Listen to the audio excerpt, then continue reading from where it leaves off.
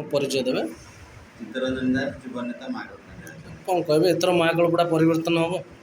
ମହାକଳପଡ଼ା ତ ପରିବର୍ତ୍ତନ ନିଶ୍ଚିତ। ମହାକଳପଡ଼ା ଲୋକ ଅଲରେଡ଼ି ମନ ସ୍ଥିର କରିସାରିଲାଣି, ଖାଲି 4 ତାରିଖ କି ଅପେକ୍ଷା।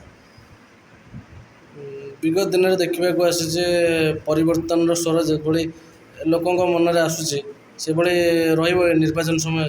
ନାଇଁ, ସାଧାରଣ ଲୋକଙ୍କୁ ହଇରାଣ ହରକତ କଲେ ଲୋକ ମନସ୍ଥିର ମହାକଳପଡ଼ାର ଯୁବ ସମାଜ, ଗରିବ, ଖଟିଖିଆ, ବୁଦ୍ଧିଜୀବୀ, ମାଆ ମାନେ ସମସ୍ତେ ମନ ସ୍ଥିର କରିସାରିଲେଣି ଯେ ଆଗ ଏଥରକ ବିଦାୟ ଦେବେ। ଆଉ ଏ ଯେଉଁ ଅନ୍ୟାୟ ଅତ୍ୟାଚାର ଗୁଣ୍ଡାରାଜ ଚାଲିଛି ମହାକଳପଡ଼ାରେ ସେଇଟା ବନ୍ଦ କରାଯିବ। ଅନ୍ୟାୟ ଅତ୍ୟାଚାର ବିରୁଦ୍ଧରେ ଲଢ଼େଇ। ଗୋଟେ ଲୋକଙ୍କୁ ଭୟ ଦେଖାଯାଉଛି କି ଯେ ବିରୋଧୀ ହେବ ତାଙ୍କ ରାସନ କାର୍ଡ଼ କଟାଯିବ, ଏଭଳି ଗୋଟେ ଭୟ ଦେଖାଯାଉଛି।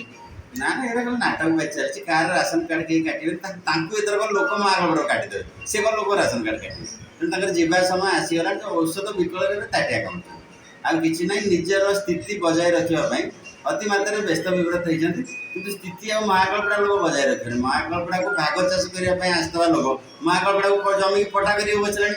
ତେଣୁ ଲୋକ ଆଉ ପଟ୍ଟା କରିବାକୁ ଦେବେନି। ଲୋକ ଏଥରକ ବିଦା କରିବେ ମହାକଳପଡ଼ା। ପରିବର୍ତ୍ତନ ନିଶ୍ଚିନ୍ତ। ପରିବର୍ତ୍ତନ 100% ପରିବର୍ତ୍ତନ। ଏଥରକ କେନ୍ଦ୍ରାପଡ଼ା ଆଉ ମହାକଳପଡ଼ାରେ ଏଥରକ ଡବଲ ଫୁଲ।